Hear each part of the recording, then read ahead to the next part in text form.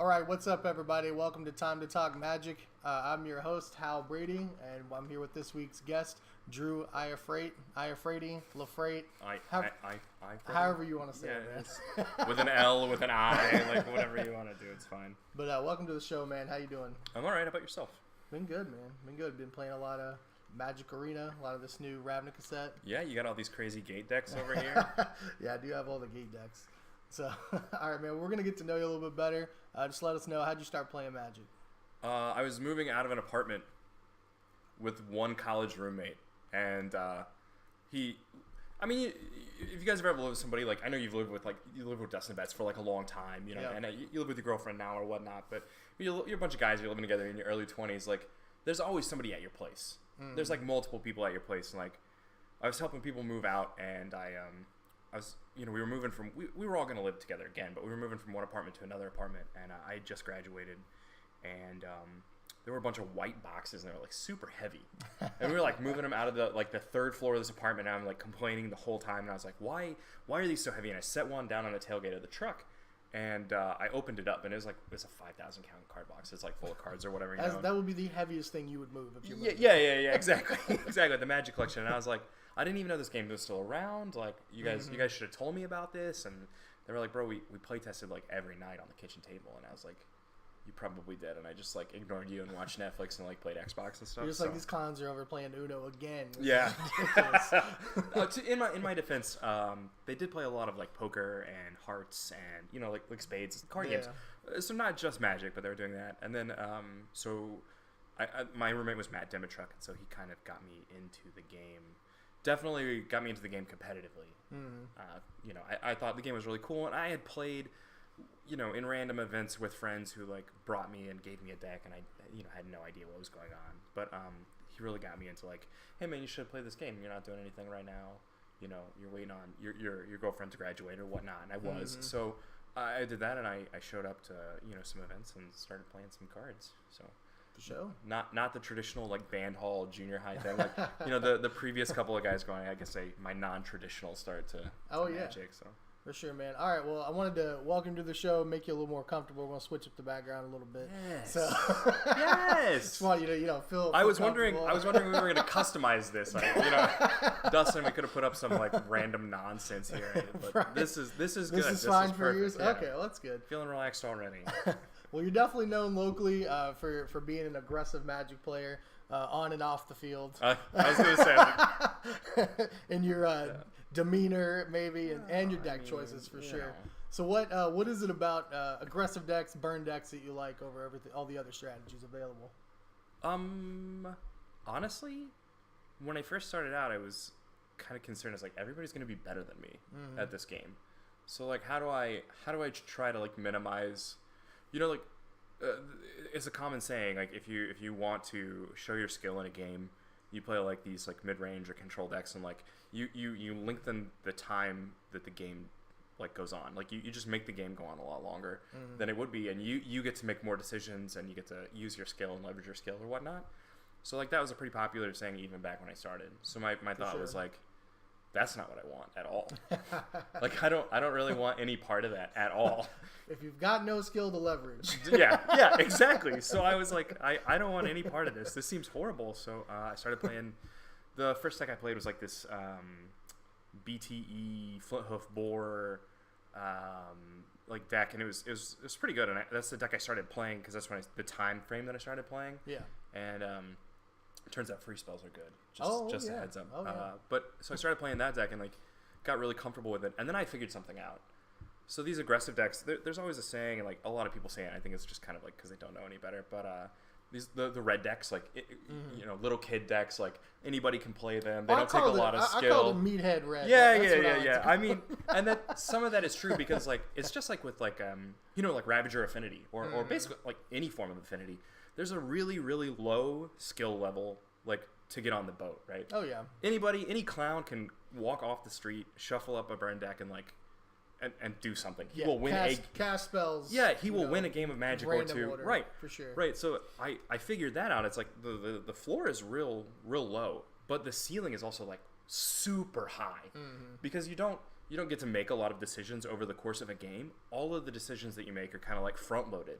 Mm-hmm. They all happen in like the first 4 turns. So like things like spell sequencing and how you use your mana and like efficiency and stuff like that is like super important. Whereas with the control decks, the first like 5 or 6 turns of the game for you are just like play a land, cast my sweeper, play a land.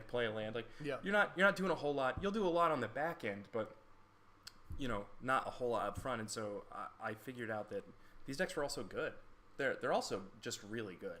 Yeah. In terms of, I guess, if you want to get good at Magic and you want to win games of Magic, playing these decks is a good idea, because it will help you play a lot of games of Magic, because you'll win some, especially early, just because that's what the deck does, and then you'll learn to play better and you'll learn to make good decisions, and it's just like any other Magic deck. Like if you will be able to leverage your skills, just going to be in a different way than most people have traditionally thought about, and so that's why I play those decks.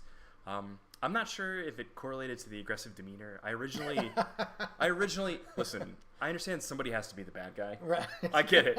Somebody has to be the bad guy. I think just trying to be very serious about the game and like pay attention and like worry about what I'm doing and what you're doing in the game a lot. I usually did. I did skip out on the pleasantries like when I first started, and I still forget about them sometimes. I try to shake hands after the match or whatnot. I try to say good luck or good game. Like I try to interact with my opponents in a positive way, but like sometimes it just I don't know. I'm not. It's just not me. You're just trying to focus on the game. Yeah. It's just not me always, and I get it. I don't think the reputation is by accident. I feel like it's somewhat well deserved. I mean, guess. You're no handshake Sam, but no. Oddly enough, it's really weird because you know Sam pretty well too. Oh yeah. Sam is like one of the friendlier guys, just casually. Like, absolutely. If you upset him or whatnot, that's why that whole thing was hilarious. Yeah, exactly. If you upset him or whatnot, you're gonna get the same response you're gonna get from mostly anybody else. I don't think. For sure. He's gonna overreact to what happened, but he's just like, no, I don't really want to shake your hand, and I was like, that's fine. Like he doesn't have to, so I don't know. No, I gotcha. Well, yeah, man. So you've been playing a lot of the new Guilds of Ravnica. I have a challenge. What is the most damage you have ever dealt with a 10 Street Dodger? I don't even know what that card is. It's the 1/1 for 1 red haste. Okay. And you pay 1 red mana, and he basically becomes unblockable. Oh. Because only creatures with Defender can block him. Okay. So what is the most damage you've ever dealt? I mean 0. I've never even heard of the card. Yeah, all right, that's fair. I think I've dealt 9 or 10 damage with a 10 Street Dodger before. So is that your favorite card in the set for limited? Yeah. Okay. Yeah. Because it's deceptively. It's pretty good because it turns on all the spectacle stuff, and it what's the word I'm looking for? People don't ever want to use a removal spell on it. They're like, I cannot believe that people just won't kill it. Right. More often than not. And they just won't. They just refuse to kill it, and then they take like 9 damage from it, and they're just like, what happened? So, I don't know. So what about Constructed right now? What's your favorite card of the new set for Standard? I think I may have completely missed the boat here. My favorite card, in terms of just like, I think it's the coolest card, is definitely Judith. Okay, yeah, for sure. I thought it was going to be really good, and then it turns out I may have just been completely wrong and misevaluated it, because it doesn't appear to be very good. Well, I think the card itself is very powerful, has a lot of potential, but the Standard format so far seems pretty broken, and that's kind of trying to lean away from it. Yeah, fair strategy. Other than that, I obviously like lightning bolt type effects. That's the thing. So Skewer the Critics is pretty high up there. Light Up the Stage, which feels so much like Thoughtcast a lot of the time when I play it. Yeah, that's a good analogy. It feels a lot like that. I'm just like, I'll draw these 2 cards. I'll absolutely be able to play them because none of the cards in my deck cost more than 3 mana. So I'll be able to cast this card in the next couple of turns. And like a lot of the times you can cast both cards. Like one's a land and one's a spell, and like oftentimes that's enough to to put you ahead in the race, and all kinds of steamkin shenanigans and everything that can go on. But those cards are really great. But I really like those cards in Standard. So for sure, yeah, seems like some cards that you would cast. yeah. I mean, to be fair, I have played a little bit of the Wilderness Reclamation decks, and I can tell you this is disgusting. I'm sure you already know that. I've played a few. I mean, the card is obviously. I mean, I feel like the card is. I mean, Patrick Sullivan and Cedric Phillips earlier today, they were they were talking about it, and I think they're correct. Like, it just doesn't feel like that is the card that's set in like the notebook or the binder or whatever they have for like 6 weeks or something. It feels like, hey, we played with this card and it wasn't very good, and then like at the last minute we changed a bunch of numbers. Yeah. Because it is pretty clear to me that card is just absurd. Yeah, and so. I don't know how powerful it would still be. A really powerful card without Nexus of Fate, but I don't know. I haven't seen any lists with that card that don't have Nexus of Fate in it yet. I guess other than like the Amulet list from Todd. Oh yeah, Todd's list. I think they would find something to abuse with it, right? Yeah. Like you would. How good would it be in just like some sort of like teamer deck where like there's no Nexus of Fate, but like your deck is full of like Wilderness Reclamation and instant speed spells and like Niv Mizzet. It would still be pretty good, right? It would still be extremely busted. Like, I'm gonna draw a bunch of cards, I'm gonna do a bunch of stuff, I'm gonna cast all my spells. Like, for sure, I'm gonna combo kill you with like Niv Mizzet. I'm sure they could do that. I'm sure that would be a thing. So, I like with light up the stage that the blue players knew that card was broken before the red players, because the red players aren't used to drawing all those cards. They don't know what they're doing. I have the no blue idea. players are like 1 mana, draw 2 cards. I have to pay 3 to draw 2. The red players are like, I guess we'll try it. Some of us can be a little shy to change. You know what I mean? It takes a minute. We're like, well, it's a sorcery. It doesn't deal any damage. Like, it takes a little while to warm up. I think Dustin was like, hey man, did you read this card? And I was like, yeah. And he's like, eh. And I was also kind of like, I read it or whatever, And then he comes back to me and he's like, hey man, I think this card's broken. And I was still like, and so like, I go home, I put it into my deck, we play arena, I play some arena, man, card was bananas. So what happens is I immediately play lands, you get like 2 turns to play the card. If you listen to Dustin, this happens a lot. But like, so I immediately go back and I say, hey man, this card's busted. And he's like, yes. Right. Very calmly. I didn't know. Yes. I didn't know if you knew this. Like I'm bringing him new information. That happens a lot, but it's whatever. So. All right, man. Well, we're gonna take a look at some stuff from your past. Oh here. No! Let's see what we can find. Hopefully, it's good stuff only. This up over here, and then I'll throw it up over here. Oh man! So just give me your thoughts on what we got going on here. Oh, the Lightning Berserker. Yeah. Hey, you can see it better on this screen. Oh man, this is from the first RPTQ? Oh god, right? I moved the camera. Don't do that. I can only see you. Hold, please. Oh god. Okay. All right, there we go. All right. What is it? Is this from the first RPTQ? Oh, this is the SCG. This is the SCG from 2015 that you got 8th place with. This is like the most classic mono red deck I've found from your past deck list. Yeah. Okay. Just straight mono red. No funny business. I mean, most of my decks are going to look a lot like this. They might have some of them are going to have white cards, some of them are going to have green cards, but most of them are going to be like kind of in the same vein. Yeah. So I guess they gave some interesting anecdotal information about the other decks the other guys did, and then they also told some like funny stuff about them. So two funny things about this deck, right? Before the serious stuff. Shout out to James Sung. Yeah. Oh Jesus.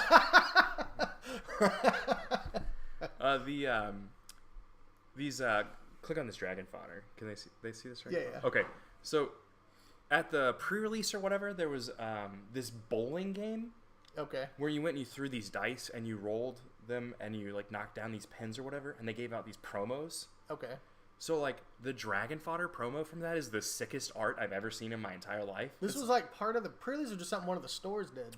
I don't know. Madness did it in Plano. So I don't know. I think they were giving out the promo as part of the pre-release. Okay. So like the promo was like that, and nobody wanted them. Everybody wanted the other promo. Was like so much better. It was some blue card, and people were like, "Oh man, I want this other promo." And I was like, "Hey," because I rolled really well and I got like 2 of the blue thing or whatever the card was. Yeah. And they were like, "Oh, well, here's your cards." And I was like, "Actually, can I just get 4 of the dragon fodder?" And they were like, "Oh yeah." So like, oh man, I can't remember his name, but he's super cool. He works at Madness still. He just gave me like 2 play sets of them because nobody wanted them, and they were like the lower tier prize or whatever for the game. Anyways, so I have them, and they're super cool. And I've been waiting for like a reprint of that card or whatever so that I can play them again. But it's pretty sick art. It was a pretty good combination with what we got. none of those cards. Definitely good. Just Swift Spear. Well, like Swift Spear, Hall of Triumph, like Founder Street Denizen. Yeah. Okay. Pretty classic red deck. It's super normal. I think a couple of alterations that I made to this deck before the tournament. I was only playing 2 Goblin Rabblemaster. And after the tournament, I thought about it, and I actually probably, just going back, would have played none in the main deck whatsoever. Okay. And I would have played extra heel cutters. This format was a lot of, like, play one guy on, like, turn 4 or 5 and block with it to try and, like, live. Like, cast a Siege Rhino, try to block. Right. And so when I drew that guy, I won a lot of the games. Whereas, like, if I drew this Goblin Rabblemaster, it was usually fine, but, you know, they blocked the token the first turn it came into play, or they killed it. People are just ready for that card in general. So, I mean, whereas this card, sometimes it died, sometimes they killed it, but the majority of the time, this guy just won me games. Yeah, like for sure. A ridiculous amount of the time. I mean, so. 3 mana, 3/2 haste, target guy can't block. That's pretty insane. Yeah, the dash mechanic is also really good because that format was full of like sorcery speed, like Wrath of God type effects. So like, you know, the Foul Tongue Invocation was I think like the only instant speed, and obviously I won't sack that guy because my deck's full of tokens. So. For sure. All right, we'll take a look at another one here. Oh, there's more. It's a little different. This is the deck. This is the deck. This is the deck. Yeah. I took a lot of heat for this deck. A lot of heat. Because there's only 3 Hell Riders. Yeah. This was an oversight on my part. I'm willing to admit it was an oversight on my part. I don't have any other excuse. I'll be honest with you. The other things were like the Temple Gardens. Were like something that I actually figured out when I was testing on the kitchen table. Okay. Because I needed more green sources for these Flint Hoof Boars, but at the same time, like I had to be able to cast Boros Reckoner. Yep. So like that accomplishes both tasks. Perfect. And then the Fire Fist Strikers. People gave me a lot of a hard time. The popular one was, what's the one where it gives haste? It's the 2/1 where it gives haste from the same set. It's not in your deck. Okay. Yeah. I don't have that one in my deck. I don't remember what it's called, but it was like a 2 Soul mana, Bond, 2/1 it gives haste. Yeah. People were playing that one, and I was like, this guy's just better because you're not front loading the damage up front, but like this guy is literally just better. One guy not being able to block is insane. For sure. So these cards are pretty good, and then I guess the best story about this is this deck, this exact same 75 is still assembled in my closet. And what were they doing? They were doing like back-to-back standard opens at the SCG. Yeah. Like for some reason they were doing like day ones, and they were doing like back-to-back standard ones. Yeah. And I top aided and Sunday. Yeah. I top aided this one, and I lost in the finals. And then I had class. Yeah. That I had to like do a bunch of homework for. So I literally just gave the deck and the deck box to you. Yeah. the whole 75. And then I think you turned around and just like you top 16 the tournament with basically no idea what the deck was doing. Yeah, it was like 1 away. Yeah. So this deck was like this was probably one of the easiest decks I've ever played. Yeah, I lost. Cast guys, attack, don't hold back. This was don't play around anything. Just kill people. This was the Excalibur, if you will, of the day and age. The only bad taste I have about this is I lost so many PTQ top 8s with this deck. Yeah. It just a super bad taste in my mouth sometimes, but it was really good, and it was kind of like an excellent introductory to Magic. Was this the deck that got the coined the term in boss? Yes, this is the one. Shout out Harold Williams. Yeah. I appreciate that, bud. But yeah, this is the one. I played this deck in a bunch of different PTQs, and the sideboard was different like every single time. It never had the same sideboard, but the main deck stayed the same for probably, like the entire time I played it. Essentially the entire time I played this deck, the main deck was virtually the same. I cut this Fireheart Wolf after this tournament. I played the 4th Hell Rider, and then that was it. And it basically never changed after that. The main deck. Everything else was. I remember this one I would just blow people out with this randomly. Yeah, I don't think that card was bad. I just think honestly, like it's not as good as the Hell Rider. For sure. So. Yeah, Hell Rider was pretty insane. Yeah, there's only 3. It's kind of it's a punt. Embarrassing. Well, I'm like, I don't know. It's fine. So a lot of PTQ second place finishes, a lot of heartbreak. Eventually we got there though. Eventually we made it. This is really like a reoccurring theme, isn't it? Just all these like super aggressive decks. Yeah. Yeah. What's going on? A little different. Now we're in. Was it modern or was it like old? Was it new extended or something? This was modern. This was actual modern. This was the because this was after. Remember the one we played in over here at the old Comic Asylum? Yeah. With good old Jeff Stegall. Oh, yeah. Yeah. Steven Seagal. Steven Seagal. But Chris, there we go. Jeez. We'll get that guy's name right. This was after this. This is okay. I started a new job, so we work together. Yeah. All the time. We worked together before. Now we work together again. He got me a job, so then I had to like turn around and get him a job. It's just how it works. Fair. It's tradition. Yeah. So I had stopped and I was studying for the test. Like when you didn't go to the Pro Tour because you were studying for the test, trying to pass the exam. Yeah. Same thing. I had basically stopped playing for like 4 months because I was like studying for these exams and trying to get this stuff ready for work. And then David Palmer, in the now ancient RSFC group or whatever, I was like, hey, I was in there commenting on something. He's like, hey man, there's a PTQ and it's in Fort Worth. You should come play just to hang out. And I was like, well, I don't have a deck. And this format was dominated by Splinter Twin. It was literally, I played Splinter Twin. It was an 8-round tournament. I played Splinter Twin 7 times, and I would have played it 8 times, but I drew with him to get in. And this is the deck I played. It's pretty straightforward. I don't think there was anything overly sweet about the deck. It has a lot of spells in it for an affinity deck, but that's just how it was. That's just what people did. Yeah, you definitely needed some interaction to try to deal with like a Pestermind or something. Yeah, and good old Thoughtcast. I mean, that's the card. Yeah. But so this is the deck, and I played a Merfolk opponent in the quarterfinals. In the semifinals, I played another Splinter Twin guy that I had played previously. I don't remember his name. I could still point out his face. I saw him again, but he talked a bunch of mess before the match started about how he figured out what had happened before. Yeah. And I was like, oh, okay. And then I killed him on turn 3 in both games. And then I played Jared Fate in the finals, and he was on Escape Shift, and I barely squeaked that one out. He's very kind. He's very, very kind, and he remembers it a lot more fondly than I do. I remember it being very, very close, and like him being a couple of lands away, in both games. You guys played a game 3, right? Yes, we played all 3 games. He had an Anger of the Gods into a Fracturing Gust, in the second game, and I was like, oh, okay.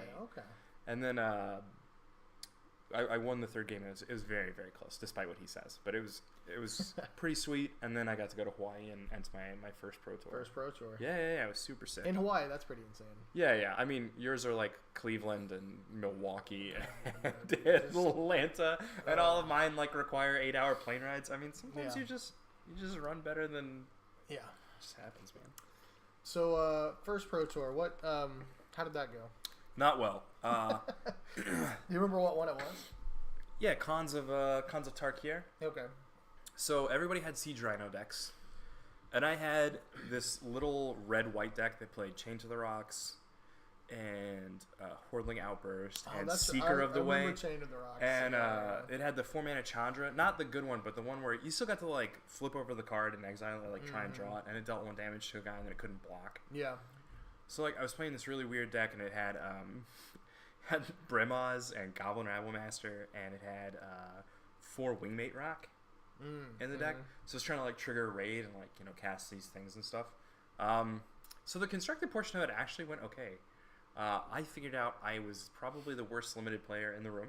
I probably was awful. I mean, I was awful. I was probably the worst limited player. Those pros sure are good at drafting. Yeah, turns out. I learned a lot of valuable information. I did not win a lot of games. Like, that's just how it goes. Like, was not nearly prepared enough, was not nearly knowledgeable enough, was not ready in terms of, like, preparation for sure. And I mean, like, I don't know if you've ever played a match against Shuhei Nakamura. He's just very skillful. He's just a very good Magic player, and he does these things, and he sees these lines, and he was just much better than I was. And that was my first kind of, like, welcome to the Pro Tour introduction. It was like, round 1, my deck is barely functional. Yeah.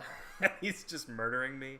That happens. It's a pretty humbling experience. So, like, you play, PTQs or whatever, RPTQs for a number of months and years, and, you start getting good, and you're like, okay, I'm really good. It's just a matter of time before I qualify. I'm actually really good at this game. Oh, yeah, sure. And you go to the Pro Tour, and you're so like, good. Wow. I'm not good at all. It's the people post the graph. It's like, how good you think you are versus like how good you are, and like they don't. Everyone thinks there's a reverse correlation there. It's like I'm really good at this game. That attitude usually indicates you're terrible. Oh yeah. And then it's like I am pretty bad, and you're like get a little better. I'm awful. Like So that's kind of the pros are like, I'm trash, and that's how you yeah, know. Yeah. That guy will murder me. I can't go anywhere near him. Yeah, whatever. So I know you know in the past, and I'm sure recently you do a lot of your testing for events and tournaments online. So I know you do a lot of testing on like Magic Online and stuff. Now we're kind of like moving into Arena. Yeah. How do you feel like compared the two? What do you like about both? Or this is a good question. I've actually had this conversation. We've had part of this conversation before already. For sure. I've had this conversation with a bunch of different people.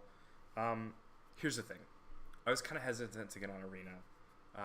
Originally, I didn't. Best of ones. I think the problem here's the issue. I clearly like best of ones. I think when I was getting my 15 free packs or whatever when I came over here. Yeah. And I think I left and I was like rank 7 or 8. Mm-hmm. So I clearly play enough of that format to feel like I understand it. Mm-hmm. So I have this like mono red deck that I play. I feel like it's probably the best of one deck in terms of like everybody feels like they have that though, but like my deck doesn't have Chain Whirler in it. Yeah. I don't have Goblin Chain Whirler. I have like it's just this mono red deck has like 18 lands, has like all these spells in it, but like anyways, you guys can't have my list. They don't publish it. So basically like you win all these games, you get this like rank, but like it's not really good for anything. Mm-hmm. And also like I usually just play best of ones like in between needing a break for like constructed events and stuff on Arena, because I cannot go to an actual Magic the Gathering tournament and play this deck. Yeah. It doesn't work. Right. It's not the thing. Like there's a list specifically built for best of one format. Yeah, because you kind of have to do that because you can't. Sure. There's all these different factors that go into it. And it's boring, and I won't get into it. But like, so best of ones is its own separate entity, right? So then you have traditional Magic or the constructed events, which are like best of 3, and you play like regular decks with the sideboard, like you're supposed to. And the games are a lot better, and the win percentages are a lot more like skewed towards the middle, and like it's real Magic. And not that best of ones isn't actual Magic, but like it's like a different game. It's just a whole different situation, right? You got modern, extended, standard, best of commander, ones, best of ones. Yeah.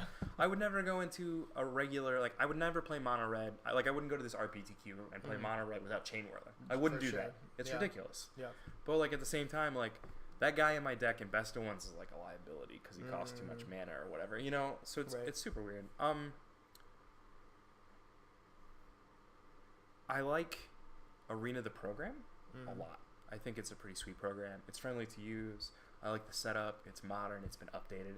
I don't feel like I'm logging into some sort of like DOS, like government system every time I use it. And it was a really good statement. I guess I don't know what I was thinking, but it's like they like that you can. I click on the Magic Arena icon, and then I click play, and I'm playing. Yes. I don't have to log in. I don't have to do any of this. Type in the password. Click the agreement. Anything. I'm just scroll down. I open the program. I hit play, and I'm in a game. I know. You know what the other best part is? Do you remember like when we go to like you come over to my place or I come over here? Yeah. And then we would need like the deck on Moto was on somebody else's account. Yeah. So then you have to like go back and rebuild the deck. And God, it was so bad. Yeah. That said, I do feel like Arena is some of the impacts of it are negative. I do feel like we're going to lose Modern as a format at some point simply because like I can't see them going back and like I mean I guess they could do whatever they wanted to. They could go back and say, all right, well all of the cards and all of the sets are now legal on Arena, and they just let them be legal and people can grind their own collections and do whatever they want to all the way back. I'm not sure that some of the mechanics would like be compatible with the Arena system, but I mean, for sure, somebody can code it, somebody can get it done. I'm sure there's somebody out there like that can do that. Yeah. But I do like that. I wish there was a Moto had like a lot of like some of it's nostalgia, but Moto had a lot of really good things that it was doing, and I do feel like once you engage full control on Arena, it's a little closer. But I do feel like there was a lot more freedom in like what you could do on Moto in terms of like actions taken and things like that. But I think it's good for Magic, so that means it's good for us. For sure. Even if I don't necessarily like think the program is 100% like where I want it to be. Yeah, no, I agree. And it's still technically in beta. Yeah, I've already like canceled my Magic Online account for the most part, like my riddle service. Oh, and I only play Standard on Arena, but now I basically don't play Modern ever. Yeah, I think that's a problem, and I think that's honestly something that's gonna happen. I think it's unfortunate, but I've logged into Moto a couple times to play Modern. If you look at the standard queues or whatever, they were dead before the new set came out, and like people are trying to like test best 2 out of 3. Yeah, they're still super dead. Yeah. It's like I have a screenshot of a queue that's like me in a competitive standard league at like 7 p.m. at night on a Friday. Yeah, and it's like 23 minutes. That's a problem. It's like I mean, I think Arena would be a viable place to test Standard. They have best 2 out of 3. You can play the constructed match. I think constructed events, but once especially when they get it to like ranked, I think it'll be a decent place to test it. And they need to do where you can challenge other people for best 2 out of 3. Because you do best of 1 now? Yeah, so as it is right now, you play your game 1, and then you got to go edit your deck and like move the sideboard cards to the main deck and go challenge again. So just build 2 decks, I guess. Like but game 1 deck, game 2 deck. Sure, right? But you don't know depending on what you're testing against, you're gonna have to change that. Oh, that's fair. Well, if you're challenging somebody, you should know like the matchup, right? You can just build 2 decks. Yeah, sure. Okay, that's fair. But if you want to do like different decks, or whatever. No, but that seems terrible. Hopefully they'll get that added soon, because I think that'd be helpful. It'll be great to test using that. Yeah, I'm not looking forward to whatever like frontier type format they like replace Modern with on Arena, because like they have to do something, right? Because we all have all these cards, they can't just let them sit there. Like there has to be incentive for me to go in and use my cards to like use my money and my cards to buy older cards. There has to be some sort of an incentive. You gotta do something. Yeah. So like I'm sure some sort of like no fetch land frontier format where people get burned to death is gonna happen. So all right, man, we're gonna take a look at a few other things. We'll just get your thoughts on what's going on here. Do you not have the one with that Parker did with the glasses and the mustache? I didn't pull that one, but with your like disguise on. Yeah, Parker. So we used to have this this really ridiculous thing where like you send a selfie every round. Yeah. That displays your record. Yeah. You have to be able to tell how you did that round based on the selfie. This is I won, but I didn't deserve it. That is obviously. Yeah, you can tell from the facial expressions. This is what's happening. This is I won this round, but I'm not sure how. So that's what's so was this was Pro Tour Magic Origins? Yes, this is the one where I had the exact same constructed deck as the guy who won the Pro Tour. Okay. And I only won 2 rounds of limited. Yeah, that's a problem. So I was like kind of went 7-3 in constructed and was like super proud, and then like only won 1 game each, because my I think this might even be one of them where like my limited opponent got mana screwed and he only drew all of his islands, and I'm just over here like they had the wolf that turned into a 3/3 if you had 2 wolves, so they're both 3/3s, and then if you had now they're all 4/4s or whatever. Yeah, I had like 3 of those out, and I was just like, okay, all right. This is a problem. I mean, whatever. It's not my fault. You can't draw your forest or whatever. What about this? What's going on here? That's a car on fire. Oh God. So what deck list is this? Tell us. This is Memphis, Tennessee. Yeah. Shout out to Memphis. Basically, and the convention center staff. Jesus Christ. We get off the plane. Sam and I get off the plane. Yeah. Stephen Pierce is also there, and you're with us. Mm-hmm. And we get off the plane, and the first thing we do is we get off the plane, and then we go to the site. Did you need cards? I don't remember. Somebody needed cards from the convention center. Somebody needed cards from the convention center, so we're going to the convention center. This is Friday evening, 9 or 9:30 p.m. Like we went and got dinner shortly after this, and so or did we eat at the shitty barbecue place before? Before. I don't know. So people, somebody's buying cards. I'm talking to Sam. We're looking at this stuff, and all I know is he starts like looking over. And then I'm like, what is this guy doing? I'm trying to have a conversation with you. Like, what are you doing? And there's all these people in the hallway, and they're just running. Yeah. Just like full speed. And then there's like all these convention center people like, no, you can't go this way. And like all this stuff. I thought something serious was happening. Yeah, I thought it was something incredibly like there's a bomb. I thought we had a situation. Yeah, somebody with a gun. I was like, that's gonna happen, you know? Yeah. I mean, it was bad. This guy's having a shit time, but sure. I mean, nobody was in this car. No, this was an abandoned car parked right outside. It was from a wreck. So I guess. So what happened I didn't know it was wrecked. It was just sitting there. Yeah, it was a tow truck caught on fire. So there was a wreck. The tow truck came because it was smoking.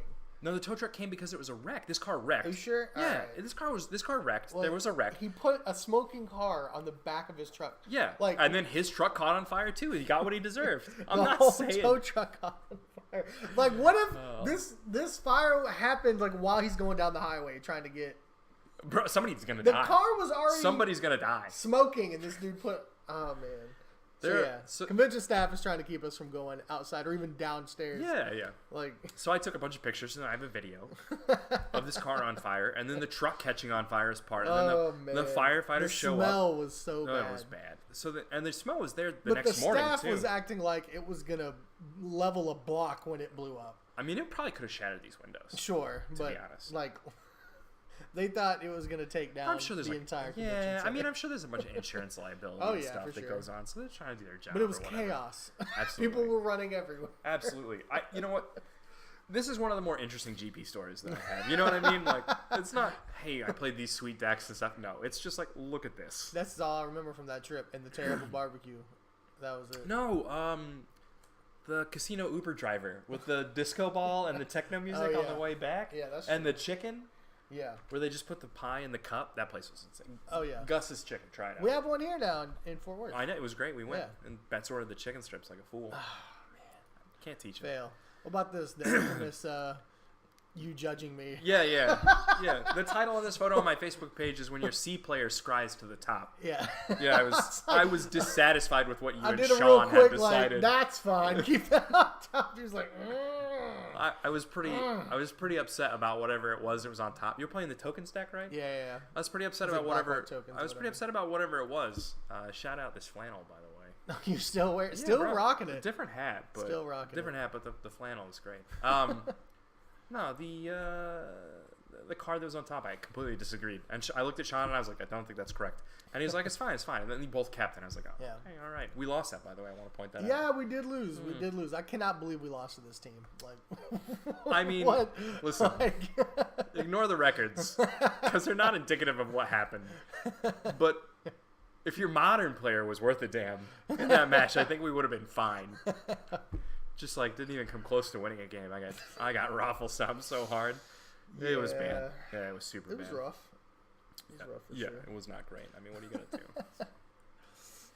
All right, well, that's all I really got on your history and stuff. Oh, that's some of the most all these pictures, interesting things I could decks find. And stuff. Yeah, I mean, it's a lot of the same. There are more red decks out there. Yeah, there's a lot of decks out there. I played some of them. There's some white decks too. I played some white red decks and some red green decks and some Yeah, just the quickest ones possible. Yeah, never a green white deck, but always man, I love some green white. Of course. Stuff. That's good. Good stuff. So just a couple last questions. So I mean, we talked a lot about where you've been, where you're going in Magic, and that sort of thing. So why are you still playing the game today? It's a really good question, actually. It's a really good question. Why these questions? The hell am I still playing? I feel like the questions you had for me were better than the questions you had for the first two guys. Like I'm not sure. I'm not sure I would have wanted to be on the show fourth or fifth. I asked that question to everybody so far. Maybe. Not to get too personal. I used to be pretty reasonable at the game of Magic the Gathering, and I felt like I was headed in the correct direction, and then life kind of gets in the way, right? Like, I got married. You knocked the camera off! Oh, no. It's probably best anyways. I'll edit this out. Nah, probably not. I'll just leave it. It's I'm fine. not that popular. No, I got married. Subsequently got divorced. I mean, it was like 18 months. It's almost 2 years. Got married. Things weren't going great. I didn't play as much as I should. I didn't have time to focus on what I was doing and what I was playing. I was very unhappy. I'm sure you've been there a couple times, Oh, yeah. That's true. Very unhappy in the relationship. It wasn't a great situation. So, like, I lost a year and a half there, and then I got divorced, and that wasn't great. That was kind of rough, dealing with all that stuff, trying to sort that out. In the middle of there, I changed jobs we used to work at this insurance company, and I changed jobs to like an actual job that required, test taking, licensing, skills. Like, there's not just like one test. You have to take a bunch of different tests. Like, there's a bunch of tests to take. So, to get licensed to do this stuff. So, like, I feel like, unfortunately, through my fault and just the universe and the way it is, and I'll take accountability. I feel like I have not been able to focus on the game in the way that I know that I should in order to make the kind of progress that I was making before. Yeah. And I never really got the chance. I went to like 4 or 5 Pro Tours like pretty much constantly, and I felt like I was headed in the right direction. I was making progress. I was trying to do the right things, and I feel like I never really got the chance to see if I was good enough to do that. And then I was getting close, and like maybe I'm not, and the odds are I'm probably not, right? You know what I mean? Like, this is just how it goes. The odds are like, yes, you can go to the Pro Tour, and they don't even give out free flights for these things anymore or something. There's some weird things going on, but I was trying to figure that out, even though I thought I probably wasn't. So I guess I'm kind of clinging to the fact that like my life is a lot better now. I'm in a better relationship. I'm in a better job. I'm in a better place. So the past year or so, I've been in a position where I have been able to start giving it a little more. Like I wrapped up. There aren't any more tests for me to take at work. Like, I have all the licenses. I have all this stuff. So I don't have to worry about that kind of stuff as much. And so, I've been able to do that, and I've done really well. I've been to all the RPTQs. I've lost some win and ends. I had some close calls. I went 8-1 on day one of like 3 separate Grand Prix this last year. In all of them modern, for what you will. But, I felt like I was very close. We didn't win a whole lot of games on day 2, which is unfortunate. But, I felt like I was trying to start, climbing back to where I want to be and the direction I want to be headed in. So I guess that's why I'm still playing. Is I want to be able to figure out before I get like too old, turn into this ancient old man. I want to figure out like how actually, how good are you actually? Like what can you really do when your life is all together and you as a person are kind of rounded out and you don't have all these other things to worry about? When you're mentally and emotionally and financially in a place where you should be, like, what are you able to do when you devote your attention to it? And that's why I'm still playing. Well, luckily we can't age out of this game. This is what?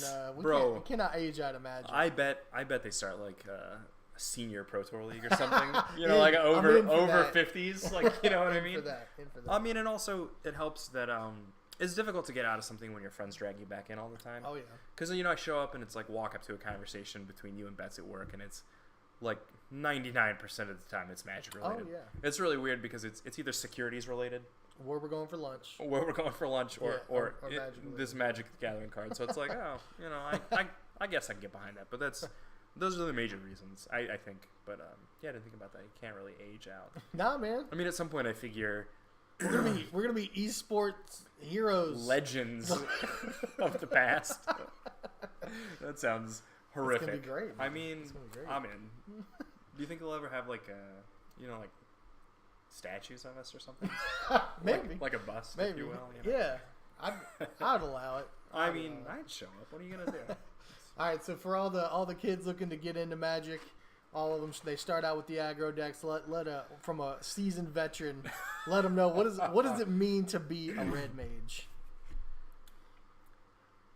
Sometimes it's worth it just for that salty ass look at the end, right? Yeah. It's like when that guy sat down at this and he like saw you, he was like, all right, we're gonna play a match of Magic here. He's like, hopefully my, the same thing everybody is. Hopefully my opponent doesn't, his draw isn't too good and all this stuff. And he just like does this, and it's like it's super salty. Like for some reason or another, you just like killed them on like turn 3 or 4. They didn't play a whole lot of Magic, especially when they're trying to do something like super clever. Their deck does some really neat thing or whatever. Like, oh, look at this combo that I assembled with like 4 different pieces, and you're just like 1-drop Searing Blaze your guy, triple Lava Spike you're dead. Like when that happens. Or when you're just like play this guy cast a Wizard's Lightning and I light up the stage and draw 3 cards. Like when that kind of stuff happens, like it's just there's a look on their face when it's over. Yeah. Sometimes it's worth it just for that. That's just for that. And I guess that's kind of what makes me the bad guy. But like, you know, sometimes I'll just be like, it's really awkward and the tension's really high because they're mad about it. You know what I mean? They're like, can't believe I lost this stupid red deck, this little kid stuff. And I was like, well, I can tell you made 4 wrong decisions in the first 3 turns of the game. You know what I mean? Like it's a real thing, and people, it's that reverse attitude. I guess people just assume because it's an aggro deck. There's no like, oh, he just drew all his cards and played them all. Well, yeah, but I mean, he played them in the correct order. He played them at the correct time. You know, like, but yeah, that's a lot of it. Also, it's nice to be able to see some results. Like, you know, if you're working out or you're dieting or any of those things, like, it's nice to see those initial results. Mm-hmm. And I feel with like aggro decks, it helps you stay interested a little longer because you get to see the results a lot sooner. Mm-hmm. It's like, I'm going to win some games initially, right? Because how awful is it to play like 3 or 4 events and not win any games? For sure. Like with an aggro deck, like even when you're first starting out, it's less likely to happen. You'll probably win a couple games. You're gonna win some games. You're gonna win a match or two. Like you know what I mean. Like you're gonna definitely do that. I feel like the only other like form of Magic that you can kind of get that in is in limited. Mm-hmm. And limited is a lot tougher because like you have to kind of know what you're doing still. But like even if you're not as good as other people in limited, you can still win some games initially. And that's for sure. That's a lot of the appeal for me. At least. That's what it means to be a red mage. Is that all the times a salty ass look, and then like, I think it's do it for the looks. Yeah, well, you know, yeah. All right, man. Well, thanks for coming on. It was a pleasure talking to you for a bit. Always. So we'll do this again sometime. I mean, episode 75 or something like that. After we've interviewed everybody else, come back around for the. You got anything you want to plug? Anything? I don't have a Twitter because the name I want is taken. Despite what Sean says, it's taken. Yeah, Drubert McFradles is not an available Twitter name. I don't know what he's talking about. You have to call somebody, maybe try to buy it off. Yeah. Well, it's inactive. It's inactive, but Twitter won't give it to you unless it's been like inactive for like X number of days or something. Yeah. So, anyways, I don't have a Twitter. So people can find you. They'll find you at Facebook, local tournaments. Local tournaments. You can always message me on Facebook. Please don't, but you can. You can. It's a possibility. Yeah. My arena name, I'm not telling you kids. It's great though. Yeah, it's great. You linked it in the chat. That's the only reason I got it. But it's great. Yeah, but I mean, I'm on arena. I'm on. I probably won't be on Moto a whole lot. To be honest with you, but I am out there. I'm not as a little older, not as social media adept as some of the other kids are. So that's fair. All right, well, we'll get it wrapped up. Thanks for watching, everybody. Thanks for coming on. Yeah, and show's great. Keep watching it. I agree. It'll get better. Thank you. I promise. Bye.